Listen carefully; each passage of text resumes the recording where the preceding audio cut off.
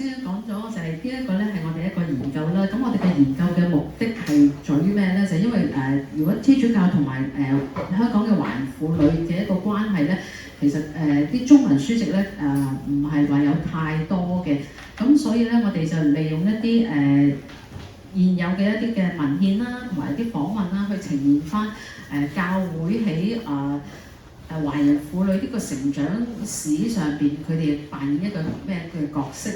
咁其中有兩個問題就希望都可以回答到啦，就係天主教會係點樣去同華人婦女即係陪伴同埋同行咧？佢哋個角色係點樣嘅咧？咁另外咧就係佢哋喺呢一個實踐上邊對香港社會有咩嘅貢獻啦，或者影響？咁而我哋嘅呢個研究就而家就成為咗我哋呢本出版嘅呢本書啦，就係陪伴與同行：天主教與香港華人婦女。咁呢本書裏邊咧就分咗3個大嘅主題嘅，咁大家可以睇到就係一個係對外啦，一個就對內啦喺教會裏邊。咁另外一個咧就係對政府嘅一啲嘅政策嘅一啲回應咁樣。咁我哋就分咗10章。咁今日咧，我哋就會喺其中嘅4章嘅部分內容，係部分唔係全部嘅添啊。咁咧就因為都內容都幾多嘅，咁就去介紹翻我哋呢個嘅研究嘅成果出嚟。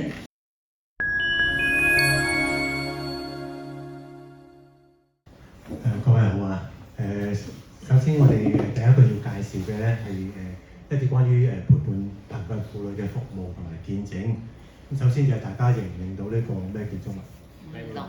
係啊，就係喺九龍嘅瑪利諾修學校。咁呢個咧亦都係咧要介紹瑪利諾修院或者瑪利諾修女嘅扶貧服務嘅第一個服務嘅發生嘅地方。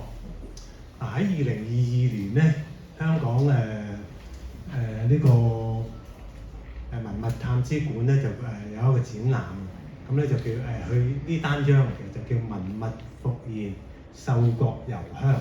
咁嗰陣時嚟講咧，喺網上嘅宣傳單張佢點寫嘅咧，同埋呢個展覽咧就展示瑪利諾修院學校嘅建築特色以及一段鮮為人知嘅歷史。咁呢段係咩歷史咧？其實就講緊佢哋喺學校咧發現咗一個隱藏嘅閣樓，咁裏面咧就揾到一紮即係刺繡嘅圖案啊、式樣啊、材料啊，仲有好多海外嘅訂單。咁其實咧慢慢揾出嚟嘅時候咧，咁就成為呢個展覽其中一部分，就專係展覽呢個閣樓所揾到嘅文物。咁其實背後就講緊咧就話，原來當年咧瑪利諾修女咧喺學校裏面咧曾經有一個你叫繡花房又好，你叫繡閣又好咧，係曾經設立過一個咁嘅部門去製作一啲神父嘅祭披啊、神父嘅長袍咁樣賣去海外。咁你望見啲衫都幾漂亮幾漂亮。咁咧，無論我哋叫做繡花房好、繡閣又好咧，其實佢正確嘅名稱咧係瑪利諾修女會工業部。咁個原因係喺21年嘅時候咧，修女嚟到香港咧，佢哋需要自力更生，唔想成為其他團體嘅負擔。再加埋佢哋明白咧，要開展服務咧，佢哋要有足夠嘅經濟基礎。咁於是喺1924年咧，佢哋咧就成立咗工業部。工業部做咩咧？就係佢做彌撒祭衣啊、司鐸長袍啊咁。咁呢個咧就唔係幫香港呢啲神父做喎，而係幫海外嘅神父做。因為賣得錢啊嘛，香港嗰啲賣唔起錢啊嘛。咁咧佢個運作係非常完善嘅喎。你可以睇下，包括產品設計啦、人手招聘培訓啦。咁人手招聘培訓咧，當時招聘咧都係一啲年青嘅但係貧困嘅婦女啦。咁點解要培訓咧？因為本身好多宗教圖案啊，或者刺繡嘅手法係啲西方嘅手法啦，咁要培訓佢哋。咁仲有材料選購啊、產品推廣啊、訂單處理，嗰陣時已經有郵購服務㗎嚇。咁咧呢張單張大家可以望下，佢有自己嘅品牌嘅 Mission Made 即係唔係即係做咗一件唔知係有牌子嘅咁同埋咧當時嘅賣價咧都幾理想嘅，大概70到90蚊美金。咁喺50年代咧，一個清道夫嘅人工咧，大概每月咧就105蚊左右。咁所以你可想而知就話呢啲單價咧，其實佢個收入咧都可以幾可觀，可以幫助到修女自給自足啦，可以養活一班女工啦，同時亦都去幫助到修院咧有錢去開展慈善嘅事業或者福傳嘅事業。以下一個工業部嘅單張。咁你睇啦，呢邊就係神父就傳祭披啦，呢邊係小妹妹咧。單張上面嘅字想講咩咧？佢就話你嘅訂單咧可以幫助成千上萬嘅細妹嘅教育、社會福利同埋醫療保健。咁細妹即係小朋友啦，嗰啲細路女啦雖然係宣傳佢個工業部嘅運作，但係另外一方面亦都可以講係佢哋一啲使命嘅宣言啦。呢張咧就係產品訂單表，就係要買得起價錢咧，嗰陣時佢哋都好有創新嘅諗法，係要度身訂做 tailor make。但係你唔可能去海外幫人哋度身㗎嘛，於是佢將訂單表咧係叫你自己度你自己身材，你填翻晒啲數目字落去咧，你寄翻俾修女咧，修女就會幫你做度身訂做，即係一樣嘅啫。度當然咧，但度唔啱就唔關佢事啦嚇。就度身訂做，就同埋咧呢啲訂單表咧，仲有呢個用家嘅評語啦，亦都有工業部佢哋製作嘅時候嘅圖片啦咁。可想而知，其實佢整個運作都幾完善嘅，即係十足11個即係公司咁。但係要明白一樣嘢咧，佢呢個工業部咧個初期目標咧係自給自足，亦都有足夠嘅資金咧去幫助佢推廣慈善事業福傳事業但係佢哋目標唔係真係開一間工廠，佢哋慢慢摸索修女摸索嘅時候，你明白到咧，佢哋請呢班年青嘅婦女嚟咧，亦都希望提供一個技術教育讓佢哋有一技之長，可以傍身，亦都可以終身受用，第日去發展自己嘅生活。所以呢班女青年咧，佢哋唔係當佢女工咁樣去看待。我哋睇下佢每日嘅生活嘅或者嗰個工業部每日嘅運作嘅時間表。朝頭早開工啦開工之前有祈禱啦我諗我哋而家有啲即係教會裏面一啲團體開工可能都冇祈禱做嘢啦。小休咧就會講解下聖經跟住繼續工作啦。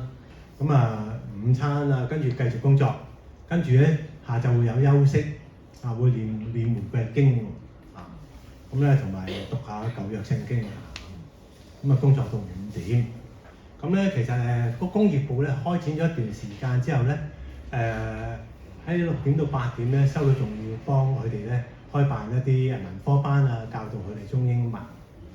補充一點咧就話，其實初修女去開辦工業部嘅時候咧，講係1924年嘛，嗰陣時學校都未起好，佢哋咧就利用護院嘅停車場或者租用一啲樓宇咧去運作呢個工業部嘅即係製坯生產。去到37年咧，先至開始搬入去瑪利諾修院學校。但係日佔時期嘅時候咧，美國人佢哋要離開，工業部就停止運作，到戰後咧先至恢復呢個正常嘅運作啦。呢個工業部啲婦女咧，佢除咗每日嘅活動之外咧，佢哋仲會安排咧每個月第一個星期5咧會有團體朝拜聖體啦，同埋就話修女好着重去探訪家庭，同佢哋一齊慶祝教會慶節。探訪家庭點解咁重要咧？就係因為當時好多婦女嘅工作咧，其實你可以想象當時婦女嘅地位自我形象唔係咁高㗎，即係40年代、50年代。你做嘢嘅時候咧，可能你做完咧，你啲爸爸媽媽咧都唔知你做乜嘅，同埋你要出去做嘢睇唔到所以佢哋去探訪嘅時候咧，第一關心佢哋啦，了解佢哋家庭嘅狀況啦。同我哋家人建立關係啦。第二亦都向我哋家人都講解下佢哋嗰個佢哋工作嘅意義啊，你個女做緊啲乜嘢啊咁樣，咁即係表達一份安慰同埋支持啦。咁好多時候咧，因為呢份探訪咧，同佢家庭建立關係咧，好多喺工業部工作嘅女青年咧，以及佢家人咧都信主啦，入教啦，咁甚至就話有部分女青年咧，佢到咁上下有自己嘅生活啦，可能結婚，亦都可能係去出去外面做嘢啦。佢哋時不時都會翻去探修女啦，亦都會去有生活嘅困惑嘅時候咧，會揾修女詢問佢哋意見。更加有部分嘅女青年咧，佢哋立志修道嘅時候咧，就翻嚟話俾修女聽：我決定做修女啦！咁根據修會嘅記錄咧，有啲部分嘅女青年咧入咗加爾默羅隱修會啦，有部分去咗瑪利亞方濟會啦，有部分去咗寶血會嚇。咁點解冇瑪利諾女修會嘅？因為嗰陣時都係要美國人啊嘛嚇。咁咧呢度會睇到，即係喺按記錄咧，工業部嘅工作婦女1933年嘅時候有55人，全盛時期咧1940年咧有104人，去到1970年咧仍然都有70人工作。咁當然呢個人頭數咧係講緊即係喺個工作方面工作嘅人，佢唔係固定㗎嘛，有人走有人嚟，所以實際上可以受惠教導啊、信仰嘅培育啊呢啲咧係多過呢個人數啦。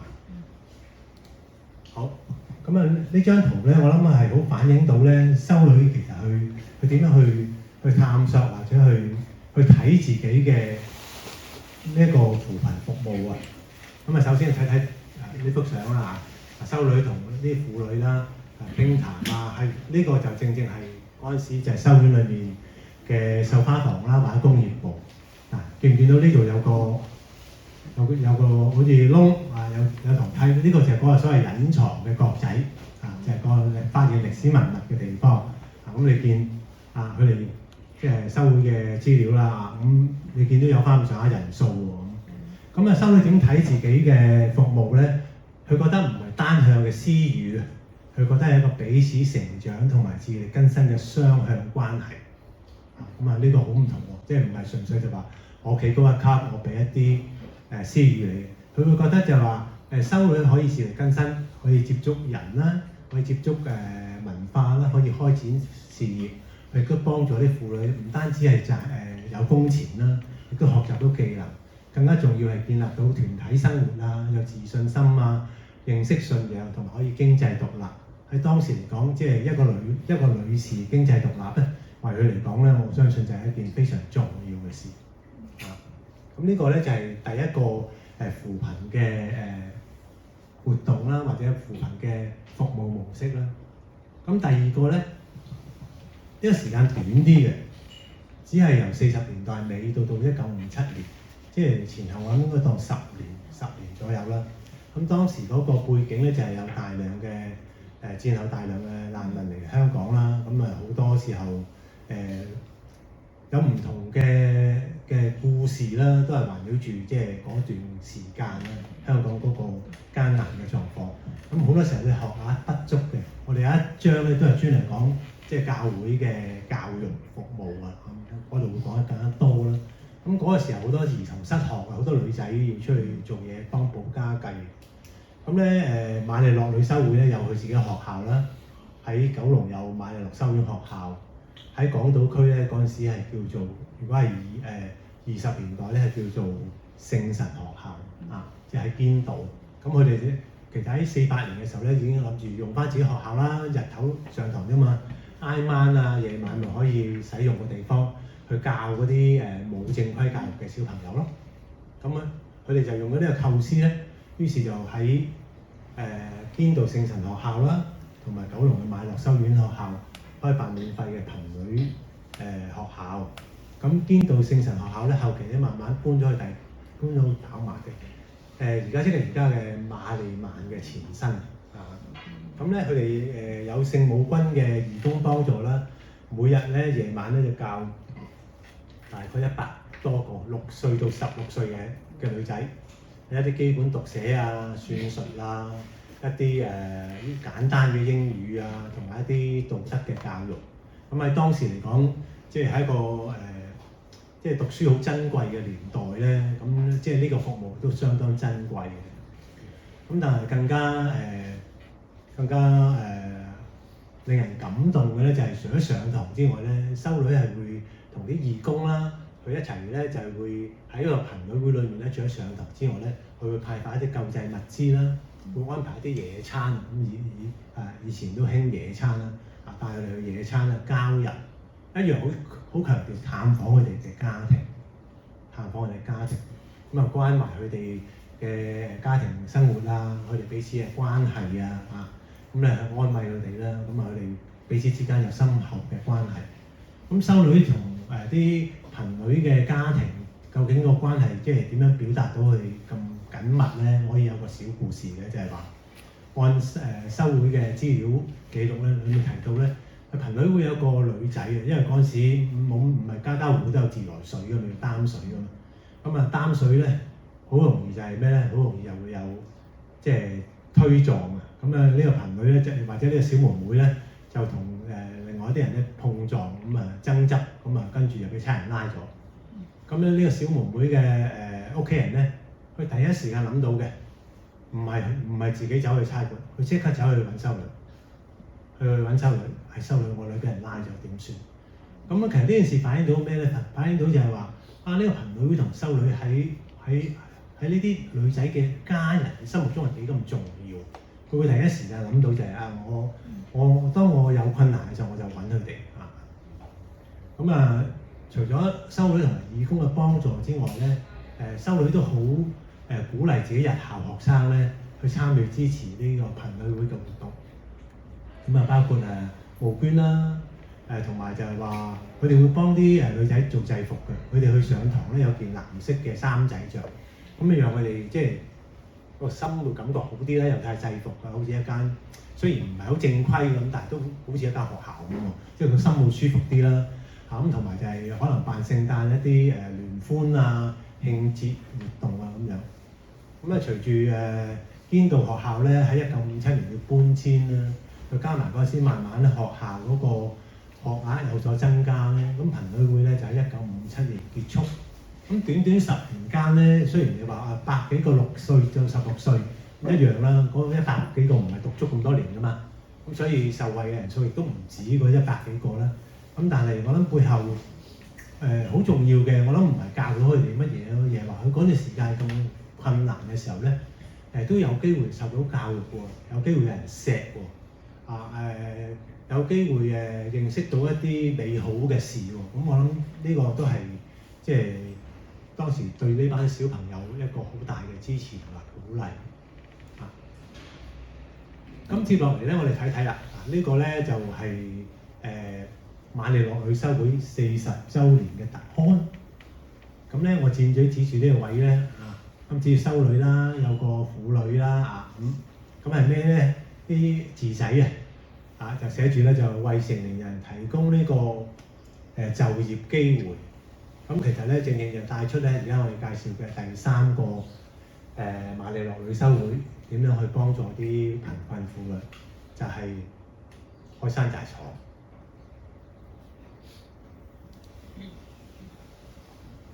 咁呢個故事發生喺，或者其實呢個所謂故事啦，其實就係呢個服務咧發生喺京士柏徙置平房。嗰個年期大概係50年代中到50年代初到60年代中啦。咁咧呢個平房咧，其實喺我哋上一本書咧都有提過，即係瑪利諾女修會喺京士柏嘅服務。咁當時就係東頭村大火啦，咁於是就係修女發起興建平房咧，照顧啲災民啊、難民啊咁樣。咁唔單止起完屋之後咧，部分瑪利諾修女仲搬咗入去呢個社區裏面生活，仲成立福利社。咁呢個就係呢幅圖上面所講係50年代嘅瑪利諾女修會嘅福利社，或者京士柏福利社啦。咁同居民一齊生活啦，建立關係，認識佢哋嘅需要。咁呢個福利社個服務範圍都好廣泛嘅，有啲基本嘅救濟活動啦，50年代好多救濟活動啦需要啦。另外後期仲有診所咁呢個教理講授啊、康樂咧都會喺呢個福利中心度進行。咁後期仲有託兒服務。咁既然有地方住啊，又有福利中心嘅幫助，咁當時居民最大嘅困難係咩咧？就係就業問題。就業問題我哋講得比較正面啲咧，即係失業問題啦。咁失業咧其實就帶來好多家庭問題或者倫理問題嘅，即係除咗溫飽啊、爭執之外咧，仲會可能會賣仔女啊、放棄養自己嘅仔女等等。咁喺1954年嘅檔案提到咧，當時有工做嘅咧唔超過60%，咁即係有四成冇工做。咁因為修女喺個社區裏面生活咧，佢又去接觸到啲婦女，發覺啲婦女都有啲縫紉嘅技巧，咁可以接啲家庭手作嘢翻嚟做咧。咁又唔係，如果係就唔使開新大廠啦。咁原來當時咧市場都好多人去接啲嘢去做，咁所以工資又低，幫唔到啲乜嘢。咁於是咧修女咧就諗辦法啦。咁於是點樣咧？佢喺個福利社開設工場。咁咧呢個工場嘅目的咧就係讓啲婦女咧可以有啲工作咧可以幫補家計，因為即係丈夫父親嘅，佢未有工作嘅時候，嗰啲婦女啊，無論係比較成熟少少啊，要照顧家庭嘅媽媽啊，或者小朋友啊，咁佢有啲手作嘢做，可以幫補下家計啊嘛。咁工場咧分為兩部分，一部分咧就係刺繡同埋手工藝項目嘅部門。咁佢做嘅係咩咧？做嘅咧就係要求啲手工好啲嘅。咁咧就係多數係細台布啊、聖血布啊，或者一啲刺繡嘅手工藝品啦。咁婦女可以喺屋企做嘅，或者好早期嘅 work from home 啦。咁咧同埋咧就係當呢啲成品咧扣除咗成本之外咧，所有收入咧都俾晒啲婦女嘅。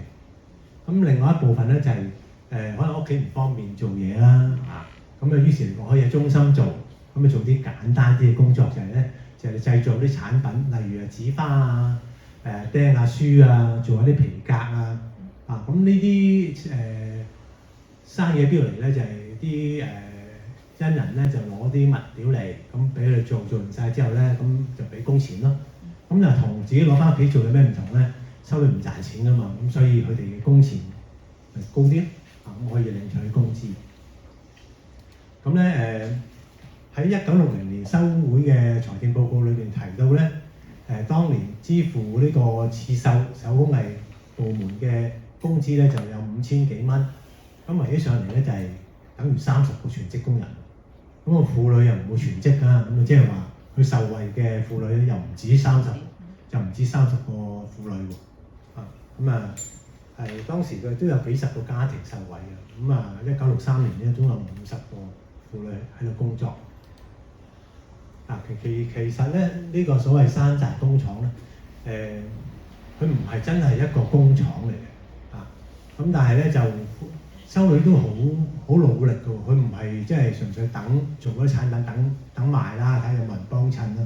佢唔係嘅，佢成日會尋找機遇。咁佢做完啲產品咧，政府修女外國人可能嗰陣時有啲優勢啦，你去聯絡唔同嘅人，可能個反應會好啲啦。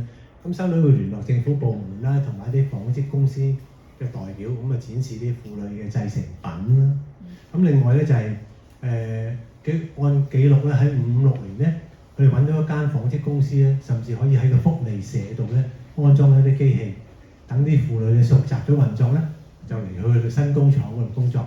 因為50年代尾60年代咧開始就會出現呢個經濟起飛嘅，咁會有啲工業啦。佢甚至去開展自己嘅手工藝品嘅商店參加工展會。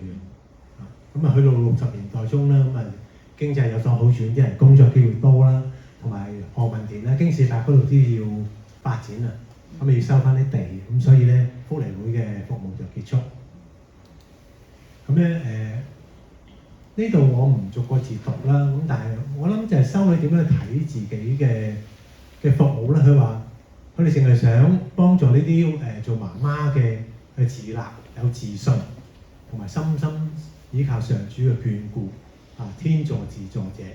咁同埋亦都呢啲福利社工場咧，亦都讓啲女仔咧可以去幫手做下半日工啊。咁剩低嘅日子咪可以跟去朋友會嗰度上堂咯。咁讓佢哋又可以賺錢啊，又可以去學習咯。我諗呢段期間修女展現嘅唔單止一啲關懷啊、陪伴，更加重要就係去讓啲女士咧，或者主婦咧、媽媽咧，去睇到就話女士都可以有作為嘅喎，有困難就去解決，唔係喺度等，唔係等男人去幫你解決，你自己都可以有能力去解決，自己對家庭都有作為、有貢獻。咁但係其實之前幾張 slide 我提到都係百幾個咁，喺整個歷史嘅長河裏面，喺經濟數據裏面都其實真係唔係好明顯嘅喎。咁呢啲行動或者呢啲服務係微不足道啊，定係好珍貴嘅咧？我諗睇數字就微不足道咯。對當事人嚟講係一個非常珍貴嘅經驗啊，或者珍貴嘅機會，去得到技能，得到關懷，得到關心。最後呢張圖片咧就係、我諗都係橫跨佢哋3個服務咯，或者係貫穿佢哋3個服務，就係好強調陪伴同埋關懷，探訪家庭，同埋咧就係俾佢哋希望啊，即係學習啦。你可以學，你係有機會讀書嘅，你係有技能嘅，你嘅工作係受人認同嘅，你係有人陪伴、有人關心。特別係啲小女孩啦，成長之後佢會諗翻細個嘅艱苦歲月裏面咧，都有啲美好嘅回憶，同埋咧就係幫啲女性有能力啊，有技能，有信仰，有精神上嘅自立達到真正嘅尊嚴呢個就係瑪利諾女修會橫跨幾十年嘅陪伴貧困婦女嘅服務嘅過程同埋見證。好啊。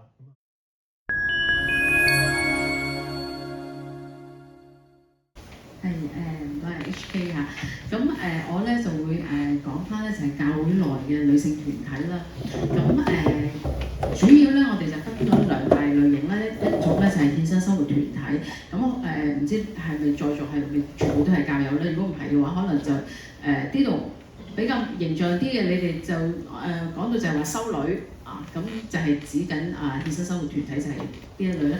但係喺教會裏邊，亦都有一種比較特殊啲嘅，就叫俗世會。咁佢哋咧就啲成員咧都係要發3願嘅，即係神貧啦、貞潔啦、同埋服從。但係咧佢哋係唔使着會衣嘅，亦都可以同屋企人住埋一齊嘅，即係同我哋平時識嘅修女係唔同。咁亦都係可以喺社會上做翻佢哋嘅即係自己一般嘅工作咁樣。咁而另外一種咧就係更加普遍嘅啦，就係教友組織啦。咁由教友組織裏邊有好多種嘅，咁有啲係傾向係靈修方面啦，有啲係比較注重服務多啲。咁我哋而家講緊嘅就係啲女性嘅教友組織。咁喺1968年點解會用呢一個時間咧？就因為檔案處咧佢有一個名單嘅，一個名錄嘅，就係1862年至1968年嘅善會嘅名單。咁所以我哋就用翻1968年最後嗰一年嘅。咁大概香港嗰陣時有19個係純女性嘅一個信友組織，咁佔咗總數嘅17%，而純男性嘅咧就有19%，就差唔多。咁但係到而家咧，今時今日啦，咁真係純粹一個單向性別嘅組織啦，已經其實唔係好多噶啦，已經冇乜噶啦。女性嚟講就仲有就係公教婦女會啦，咁可能真係得2-3個左右係咁，係啦。咁另外咧就喺60年代咧，其實香港天主教教友全教會，即係而家我哋嘅教友總會啦，佢之下咧亦都成立咗2個支部嘅。咁其中一個支部咧就係將所有嘅婦女嘅組織都聯合起嚟，就係叫做天主教婦女聯會咁樣。係啦，不過後來呢一個組織都係消失咗㗎啦。咁我哋呢度都介紹少少啦，就係一啲女性嘅善會啦，譬如聖母效女會，佢真係好早噶啦，就係1896年已經成立。咁曾經去到成千幾人啦個成員，到2012年都有復會嘅。咁去到2017年咧，佢原本一個聯會嘅，即係各個堂區組合成，但係嗰陣時就已經取消咗啦。咁就剩翻6個分會，就係各自喺佢自己嘅堂區嗰度即係繼續佢哋嘅活動咁樣。咁另外就譬如有1948年嘅公教婦女聯誼會咧，即係而家我哋頭先講嘅公教婦女會啦。咁佢呢一個就比較服務係比較重要嘅，因為佢哋曾經係開辦過7間嘅免費診所，係啦。如果有興趣嘅，我哋上一本書係講天主教診所歷史嗰本咧，都有提到佢哋一個章節。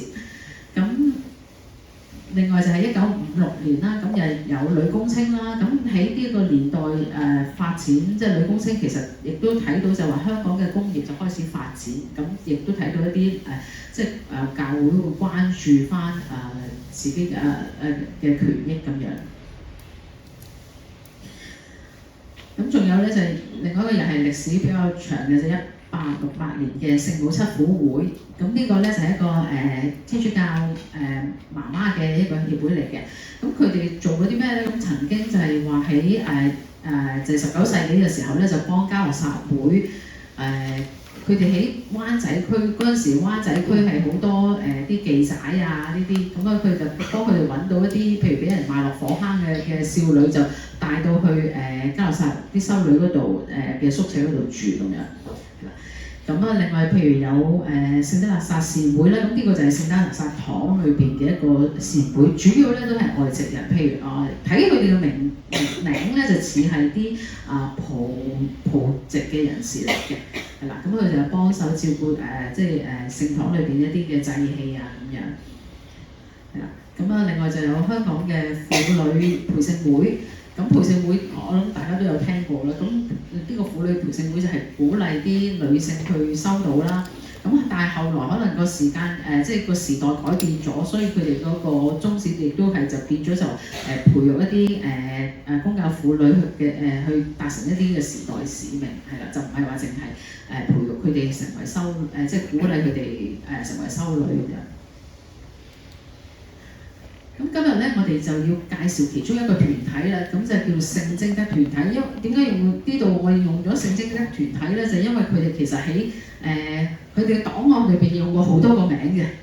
咁啊，我哋由最開始先啦，咁就係佢哋1930年成立，咁就係聖貞德公教進行會。咁創辦人咧就係施仁傑神父，就係中座愛方傳教會嘅神父嚟嘅。咁另外咧就係嘉諾撒會嘅艾明納修女。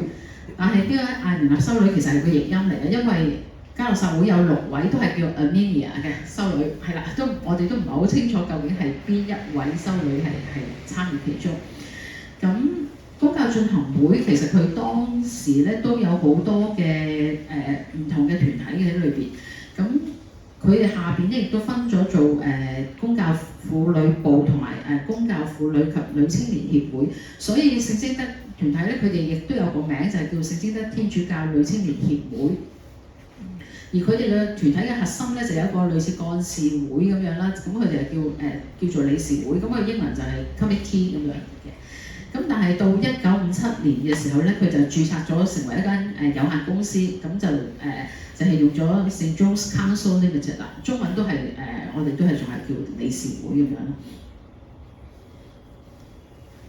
咁呢個團體佢哋嘅特色係點咧？就係大部分嘅成員咧都係香港出世嘅，咁佢哋都係喺天主教學校接受過教育，同埋大部分亦都係接受咗高等教育嘅，同埋長期咧就有教育經驗。咁呢個喺後邊咧就會睇到點即係呢個特色對佢哋嘅活動有啲咩即係帶出佢哋點解會做一啲活動啊？咁佢團體裏邊咧就分咗2組人嘅，有一組咧就係 M 組嘅就係成員，咁咧就呢一批咧就係要16歲以上，就喺意大利修院學校嘅第2級，即係差唔多係中2左右啦。咁意大利修院學校就係當時嘅嘉諾撒會嘅學校啦。咁同埋咧就要有理事會嘅一個成員去做介紹人嘅。而 A 組嘅咧就係年紀細一啲啦，就係 aspirant。咁啊，我哋中文就叫望會啦。咁望會就等於就話希望佢可以遲啲就成為一個 M 組嘅成員嘅。咁啊，佢哋就12至16歲啦。咁同埋咧 A 組嘅團體咧，佢嘅主席咧就必須要喺理事會嘅永久成員，同埋由理事會去任命嘅。即係咁變咗嗰個主席咧，佢個年紀就相對係會大一啲嘅。咁如果我唔係 A 組嘅成員，咁我又想加入呢個團體做 M 組嘅成員，咁得唔得咧？係得嘅。咁但係咧就要接受半年嘅觀察期。咁如果唔係教友嘅又得唔得咧？咁其實亦都係得嘅，但係咧就係要同神師要寫一個聲明嘅，就話會盡快領洗。咁點解會係咁咧？就因為其實早年咧，即係上個世紀比較早年嘅時候咧，有啲家長可能拜神嗰啲咧，就反對啲仔女去入教嘅，即係怕第時我死咗咪冇人拜我咯。你如果信咗天主教嘅話，係啦。咁所以咧就教會方面啦，譬如神父修女佢哋都唔希望話呢啲家長會對教會係反感啦，亦都唔想話佢哋啲子女為咗有入教而即係喺屋企受到壓力，所以就係有啲咁嘅安排。咁另外咧，咁佢哋都要簽署一個表格嘅，咁就係話，即係起碼你要知道你入呢一個團體嘅目的係咩咧，就係要做一個社會嘅使徒工作者。咁啊，另外就要喺4個方面咧，就要敦促自己啦，譬如要喺靈修生活啦、道德生活、社會生活，同埋要遵從佢呢個協會嘅一啲嘅會規咁樣，去令到自己係完善一啲。咁呢個團體嘅組織裏邊咧，即係講緊個理事會嗰度咧，就係有主席啦、副主席啲一般嘅一啲嘅設置啦。但係佢哋唔會係叫自己做主席或者副主席啊、會計，佢哋係全部都叫自己做領袖嘅。咁佢哋咧，同埋咧就要每年咧就要參加一個公教進行會嘅特別課程去進修啦，同埋佢哋會有一個徽章。咁啲成員嘅徽章同領袖嘅徽章係唔同嘅。咁神父咧就會問翻，即係佢頒授嘅時候咧，神父就會問啲領袖就係你知唔知點解？你知唔知你有啲咩責任，同埋你願唔願意去負擔呢個責任咧？咁而啲成員咧就通常就問你點解要入會啊，同埋你肯唔肯遵守啲會規啊咁樣。咁啊講到頭先講到就係話佢哋嘅活動同埋事業啦。咁聖職的團體咧，其實佢哋開辦過2間夜校嘅，喺40年代到50年代之間開辦過2間學校。咁另外咧就喺1955年咧就開辦一間係日校嚟㗎，就係聖貞德學校。咁而家就搬咗去寶馬山道嗰邊啦。咁喺1970年咧就交咗俾教區管理㗎啦。咁另外咧就係佢哋亦都開辦過女子宿舍。咁呢度我就唔再好仔細咁去講佢裏邊嘅內容啦。咁就我哋書裏邊有交代嘅。咁呢個宿舍咧最後咧就係交咗俾明愛去接辦。咁明愛嗰時就改咗名做恩主教女子宿舍啦。咁佢同埋亦都開辦咗一個喺隔離開辦咗一個教育中心。咁呢一個宿舍咧就喺邊咧？就喺羅便臣道。咁大家知唔知個位置喺邊咧？就只要如果你去到主教座堂抬頭一望上山嗰方面，就係上邊就係羅便臣道，就係而家嘅宏基國際賓館啦。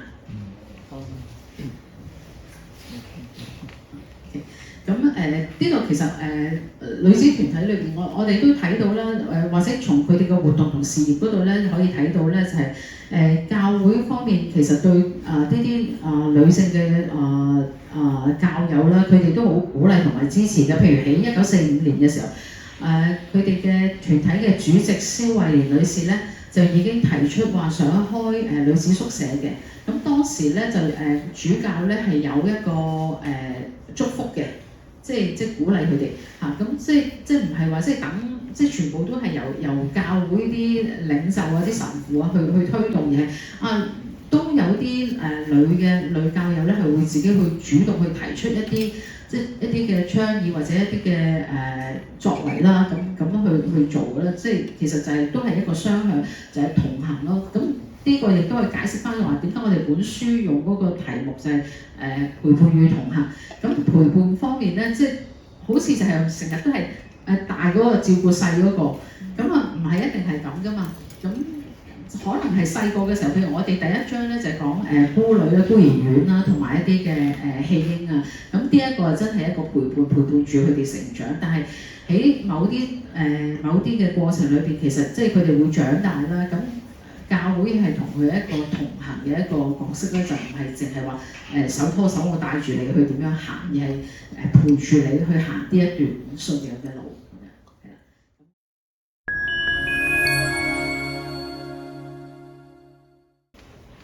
接落嚟咧要講嘅題目咧，Booster 都有提到嘅，就係有啲爭議性嘅水上新娘。咁講水上新娘之前，不如我哋睇睇嗰陣時油麻地避風塘咩環境咧？一個短片。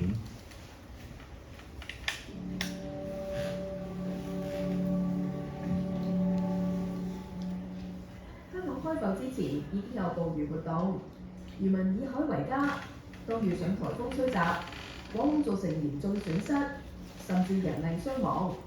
1916年，政府建成咗油麻地避風塘，等體民多一個避風港。1970年代，油麻地避風塘大約有5000艇戶，當時漁業開始機械化，傳統捕魚方法效率好低，加上漁民缺乏財力去維修日久失修嘅漁船，唔少人都放棄捕魚上岸做嘢。但由於佢哋嘅教育水平唔高，好多人只能夠做體力勞動嘅工作，難以應付租屋嘅支出，所以佢哋只可以繼續住喺船上面。於是油麻地避風塘越嚟越多人聚居，開始衍生唔少問題。除咗食水同糧食補給唔方便，又因為缺乏完善嘅排污系統，導致大量垃圾同排泄物喺船邊嗰度再沉再浮，仲有小朋友墮海遇溺同教育等等嘅問題。1977年9月至1978年底，油麻地避風塘嘅居民多次舉行記者會同請願，向房屋署爭取上岸輪候公屋，但就被指意圖打尖。而當時政府亦未有長遠解決漁民上岸居住嘅計劃，油麻地避風塘嘅居民只可以默默等候搬遷安排。直至1990年代初，政府展開西九龍基建工程，開闢西九龍公路同興建新機場幹線，決定將油麻地避風塘嘅漁民遷戶，大部分人被安置去到何文田、屯門、荃灣、沙田等等嘅公屋。原來嘅油麻地避風塘就被填平，海岸線延後到連翔道同海寶路一帶。1995年，剩低嘅船隻都搬晒去新油麻地避風塘。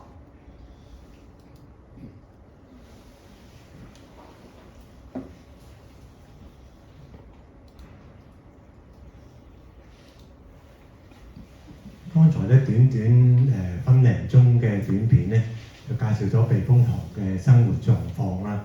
咁裏面有一句就話漁民咧默默地去即係等待安排。咁呢個默默地咧，其實第一就唔係默默地啦，佢有請願啦，有示威啦。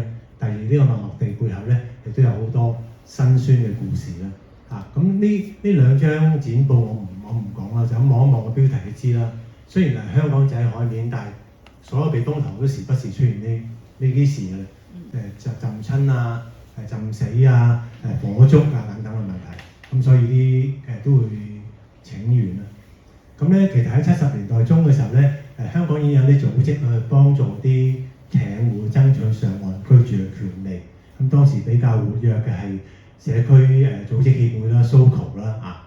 咁咧1977年咧，金神父咧就開始接觸啲油麻地艇戶，咁積極參與佢哋嘅爭取上岸嘅行動。咁從此咧喺請願人員當中咧就多咗一個鬼佬，非常明顯啦。咁1979年1月7日咧，咁唔單止係 SOCO 嘅，仲有觀塘居民諮詢服務中心。點解會同 KTIS 觀塘嗰面嘅服務中心有關係咧？因為嗰面呢個中心嘅負責嘅係議員葉錫恩。咁上咗年紀就知道葉錫恩係邊個，點解要揾葉錫恩啦？咁嗰陣時咧，佢哋就去請願，就俾人拉，咁拉咗76個。咁當中有50幾個係艇戶，有大有細，有老有嫩，10零個咧就係啲大學生、義工、社工同埋金神父。咁咧啲艇戶咧就係最尾判咧就係算啦，冇嘢啦，守行為定點樣。但係嗰10零個咧就要留案底，咁啊包括金神父咁如果第二啲人拉完之後咧，應該都縮沙㗎啦。咁咧金神父咧就唔係即係佢因為佢係鬼佬，佢唔係人，所以真係唔係人咁品。咁咧佢就選擇入咗去避風塘嗰度住喎。1年之後咧，宋神父都加入。咁咧佢哋就住一隻好破舊嘅住家艇啦嚇。咁日常生活做咩咧？日頭就翻去工廠做工，放工之後咧就去探訪。探訪嘅時候咧，另外就睇到啲漁民嘅困難啊，或者艇戶嘅困難咧，就開辦油麻地避風塘學校。亦都喺佢哋嘅住家艇咧，為小朋友補習。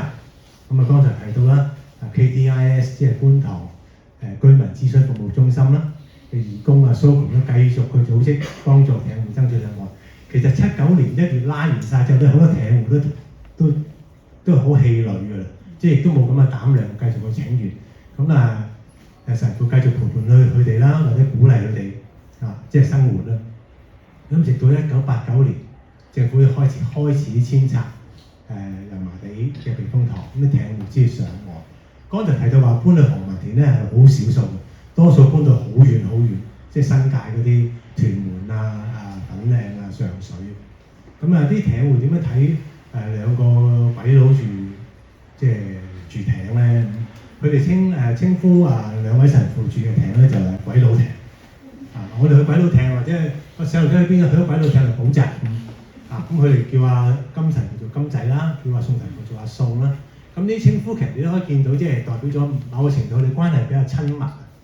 咁佢哋點樣評價兩位神父咧？就係話唔會以為自己係鬼佬咧就高高在上反而好虛心向我哋學習中國嘅文化。水上新娘又係一回咩事咧？就係其實講緊咧就係70年代尾到80年代中咧，香港移民翻國內娶老婆，因為喺香港好難娶老婆因為冇香港啲女仔唔係好中意嫁水上人咁所以佢哋就要翻上面娶老婆啦。咁當時如果喺上面結婚之後咧，嗰啲婦女咧其實係會領取一個叫中國漁民上下岸證，攞咗呢個證咧，你就要取消你嘅戶籍。咁你知嗰陣時冇戶籍就好多嘢都做唔到㗎啦取消戶籍，你係合法出境大陸喎，合法出境大陸。跟住丈夫嘅漁船呢嚟講，今時今日大家都有帶身份證出街啦就其實就係1980年開始先至需要帶身份證出街，因為會俾人查啊嘛。咁以前就唔會有人查你嘅，因為就1980年代我呢度寫粗啦，其實1980年代尾咧就取消咗抵壘政策。因為水上新娘喺香港咧冇乜合法居住嘅身份佢上岸嘅時候會俾人查啊嘛。所以就經常性被逼要留喺佢哋自己嘅艇上面啦。當事情曝光85年嘅時候咧，南華早報報導嘅時候咧就話，隻艇既係佢哋屋企，亦係佢哋嘅囚室。你見到英文嘅標題啦。其實你可以見到佢哋嘅環境咧，就係都係源於兩地嗰個政策嘅落差就係合法出境，但係非法居留。我哋處於嘅困境就係佢哋生活同埋身份雙重嘅挑戰啦。剛才講咗佢哋嗰個法律地位嘅模糊個艇戶啲生活點樣困苦呢個唔講啦呢個唔再重複啦。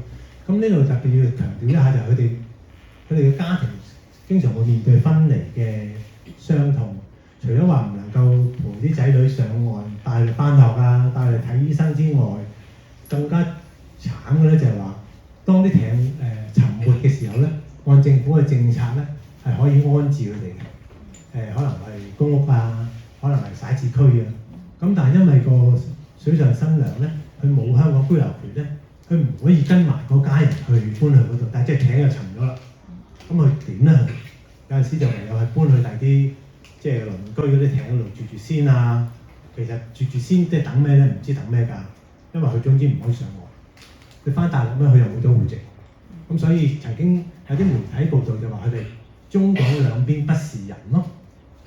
所以係非常傷痛。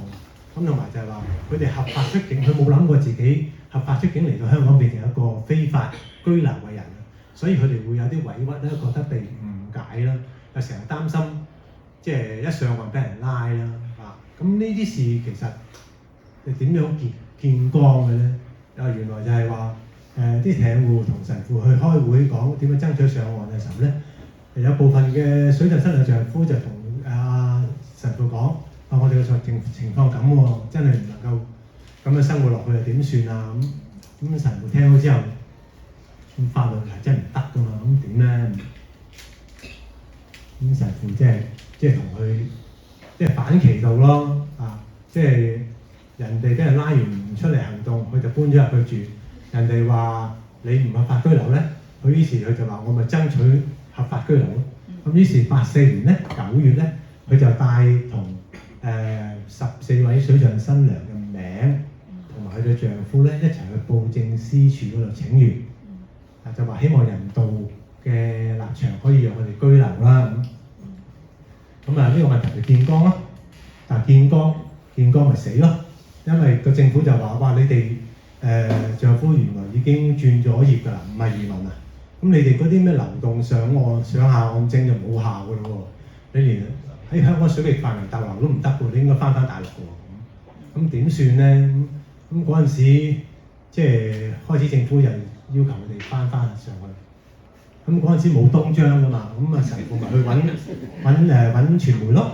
咁西人最好就係揾南華日報啦。咁因為除咗即係睇到嘅人都有啲壓力多啲啊嘛。咁南華日報咧就好似剛才嗰個之前正話嗰個 slide 上面所睇啦，就係呢個報導啦，就係話啲水上新娘嘅困境咁同埋形容呢件事咧係一個計時炸彈。咁隨後半年咧就開始拉鋸啦，咁不斷去唔同嘅團體政府機構嗰度請願啦，要求啲議員幫助啦等等。咁政府嘅態度都好強硬。咁咧呢個行政議會嗰陣時叫行政局啦，商討之後都認為佢哋應該要翻上去嘅，係唔能夠喺香港嘅。咁去到好後期啦，去到成7月8月先話你不如翻上去，你再申請啦咁。理論係咁嘅，但係申請嗰陣時保守估計應該超過15年先可以嚟到香港。咁咧去到8月份嘅時候咧，政府通知啲水上新娘啦，呢10幾個就係你哋要翻上去，如果唔係咧，我哋就會第二屆出境。咁於是喺8月8號咧，就喺大角咀碼頭將佢哋即係遣返咗翻國內啦。成個碼頭就愁雲慘霧啦。喺之前宋神父同埋Soco 咧都聯絡啲媒體報道希望有冇轉彎冇即係都係遣返。咁而金神父嗰陣時就翻咗去意大利放大假。咁喺嗰邊知道咗之後咧，咁即刻喺歐洲嗰邊去揾人幫手啦，即係例如去英國揾工黨議員揾婦女組織，喺羅馬嗰邊揾聯合國嘅辦事處揾正義和平委員會希望得到國際輿論嘅支持啦。咁輾轉一段時間之後咧，就翻嚟香港，繼續去陪伴同埋支持嗰啲艇戶啦。咁佢上過去珠海灣仔唔係我哋呢邊，係珠海嗰邊嘅灣仔。咁咧就係啲漁村啦，探望嗰啲被遣返嘅水上新娘啦。咁上到去有人鬧佢啦，你搞到你唔帶我出場咪得咯，我唔見光咪得咯。咁見光你搞到我翻嚟鄉下咁慘。有啲好歡迎佢，讓佢即係招呼佢啦。咁佢又喺上面住咗可能幾個禮拜咯。咁有個小插曲嘅就係嗰啲人招呼佢咧，請佢食飯啦，仲話介紹女仔俾佢識。因為嗰陣時啲人習慣咗介紹個女仔俾啲香港男士咧，做太太啊嘛。佢話：我神父唔結婚嘅，唔結婚。咁我諗間接都可以睇到，其實可能佢嘅服務當中咧，唔係好強調一啲教理佢身份，佢只係即係同艇戶一齊生活嘅伙伴。咁去到85年尾86年咧，嗰個抗議或者爭取都冇乜進展到2月咧，神父咧就決定即係絕食抗議即係抗議呢個遣返政策。咁絕食咗3日半之後咧，就政府派出代表同佢商議啦，話你停止絕食啦，我哋已經同國內政府喺度傾緊㗎啦，睇下會特別安排處理呢班水上新娘嘅單程證申請啦。咁當時政府嘅代表即係保安局嘅代表咧就係葉劉淑儀女士啦。神父絕食之後其實因為兩位神父仲喺香港啊，咁有機會訪問佢。金神父話佢其實嗰陣時都唔係好信得過啊，不過就即係冇乜辦法啦。停止咗絕食，真係去到86年嘅10月咧，嗰14位咧就全部都可以翻嚟香港。但係雖然話由遣返到翻嚟14個月嘅背後咧，不斷有好多人除咗神父之外咧，好多社區組織啊都會繼續去幫忙，甚至翻國內咧去同唔同嘅政府部門去溝通。但係其實呢14個新娘咧，只係冰山一角，成個香港咧有成1000幾個水上新娘。點算咧？因為呢件事情咧，既然已經開咗個頭咧，港府咧就同國內政府咧繼續商議咧，就話香港呢1000幾個咧，你哋翻鄉下啦。只要你哋申請單程證咧，我哋會去安排處理。真係嘅，去到91年咧，短即係3年多4年多咧，就批晒所有水上新娘同埋佢哋嘅內地出生嘅子女嚟到香港居住。有1200幾個水上新娘啦，200幾個內地出生。睇呢個時間軸咧，哇！呢個故事非常美滿嘅，好即係又順暢，即係大團圓結局喎。但係當中係點樣咧？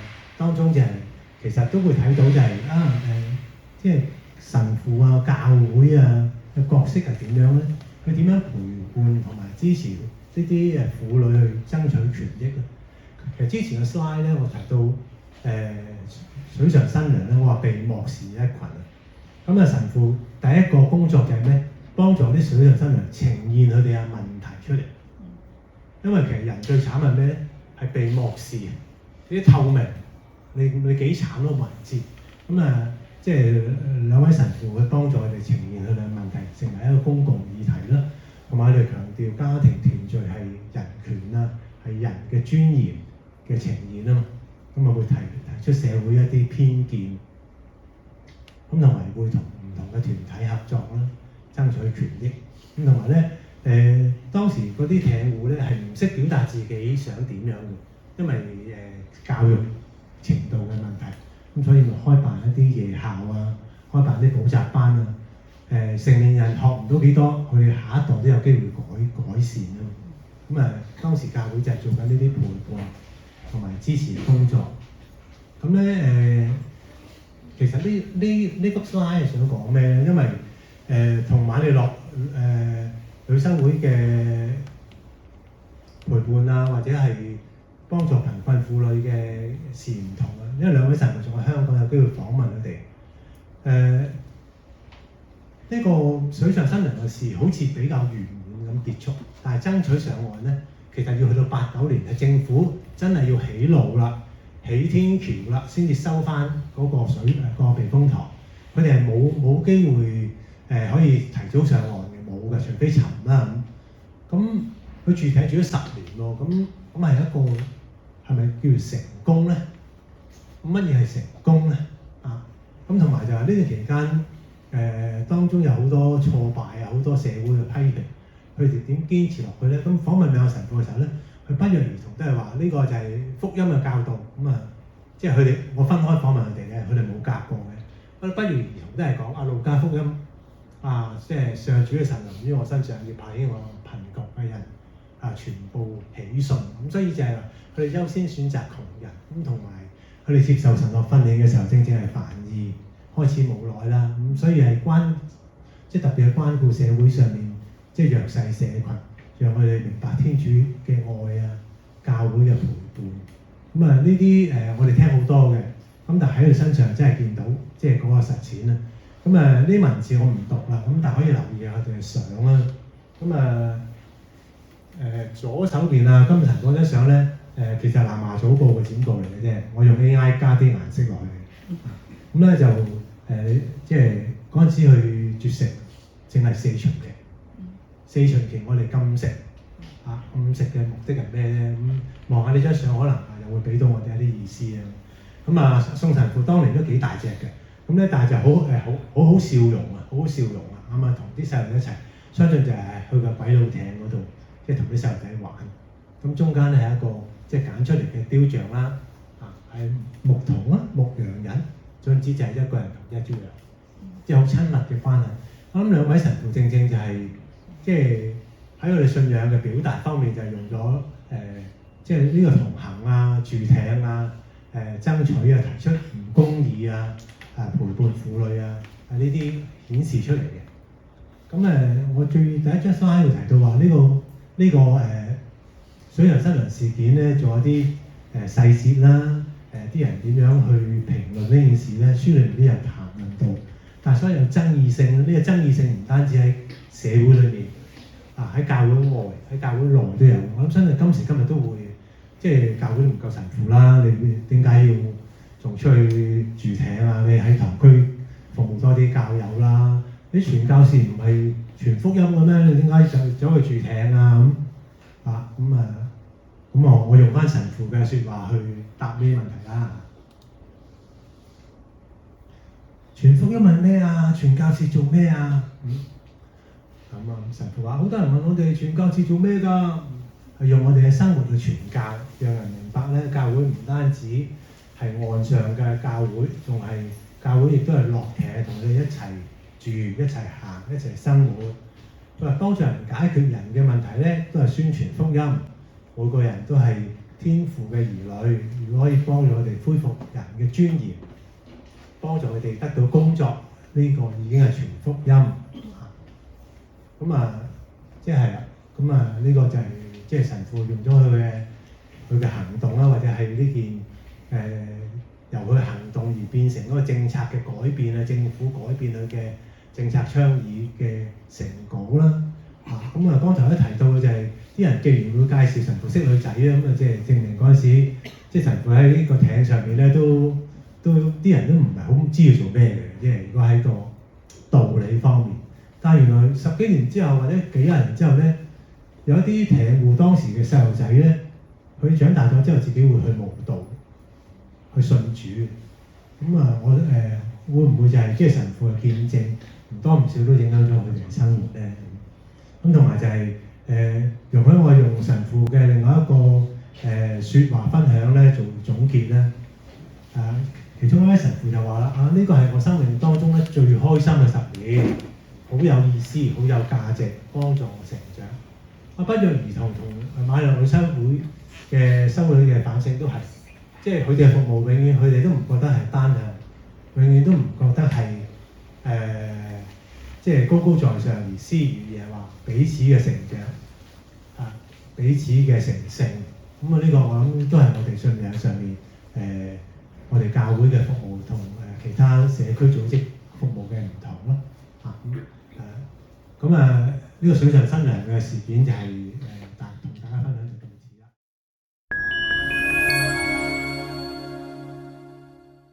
落嚟咧就係最後一節啦，咁就係講女子宿舍呢一個題目嘅。咁點解我哋會將女子宿舍都做一章節嚟開一個章節嚟寫咧？咁因為天主教嘅宿舍咧，其實對好多唔同嘅，即係佢有好多唔同嘅類型，咁亦都幫助咗好多唔同嘅人啦。咁譬如喺1949年當時國內嗰個政治有變動啦，咁美國嘅天主教福利會原本喺上海有一個辦公室，佢就搬咗落嚟香港。咁個負責人嗰個神父咧就見到一啲內地嘅學生亦都落咗嚟之後，咁佢孤身隻影咁樣啦，咁所以佢就開咗一啲男女嘅學生宿舍俾佢哋啦。咁又例如事務會啦，咁佢係幫助一啲有家庭問題啊或者離家出走嘅少女咁樣就提供一個地方俾佢哋同埋教育佢哋添嘅。咁又有病人啦或者窮人啊咁樣。咁另外最多嘅就係一啲為咗就業人士同埋學生嘅方便，因為以前嘅交通唔方便啊嘛。咁譬如如果住喺新界，咁我去中環翻工或者到九龍翻工，其實都用好多時間嘅。咁所以就每日開咗一啲嘅宿舍。咁另一個原因就係呢啲嘅宿舍，我哋用明愛嘅宿舍嚟做例子咧，就係佢哋係同即係酒店同埋賓館係唔同嘅。嗰陣時佢哋係會開辦一啲英文班啦、縫紉班啊、一啲其他嘅娛樂活動。咁另外咧就係話佢哋都會注重咧就係基督徒嘅生活經驗分享小組，咁去促進大家嘅合作啦，同埋一啲嘅互愛咁樣。咁而家咧嘅宿舍大部分都應該都係冇再限淨係女生去住嘅，咁即係男女都混合㗎啦。咁年齡就仍然都係18至65歲嘅工作人士或者係在學人士咁樣。咁佢哋嘅房間亦都分咗唔同嘅種類啦，單人房啊、雙人房或者3人房，就睇下個經濟個負擔方面。咁另外一個原因要寫呢一章嘅就係我哋都有一啲嘅比較少見同埋覺得係重要嘅史料啦揾到，咁喺呢一方面，所以我哋就即係開咗呢一個章節嚟寫啦。咁其中一個比較重要嘅就係喺香港嘅大學裏邊嘅天主教宿舍。咁喺呢度咧就有3間啦列咗，咁第一間就係利瑪竇宿舍啦，咁到而家都仍然有運作緊啦。第二間咧就喺香港大學裏邊嘅聖母宿舍，咁佢英文名就係 Our Lady's Hall，呢個要記住先，陣間有用嘅。咁佢就係係戰爭啱戰爭之前到戰爭開始嘅時候就關閉啦。咁最後一間咧就係香港中文大學嘅聯合書院嘅湯若望宿舍，就係由耶穌會同埋瑪利諾會聯合同埋聯合書院一齊開辦嘅。咁到1994年嘅時候，因為佢哋嘅當時簽署嘅協議即係結束啦，咁所以就冇再繼續即係營辦呢個宿舍。但係而家嘅每個星期日，應該大部分啦，我哋都會有通宵。咁每個星期日都會有天主有彌撒係啦。咁不過就唔係太多人嘅，因為個地方始終都係比較細啲，同埋唔係好多人知道係。咁今日咧，我哋要講嘅就係呢一個女子宿舍，就係香港大學嘅聖母宿舍。咁香港大學就係1911年開辦啦，咁係去到1921年先有第一間嘅女子宿舍，就係聖士提反堂舍。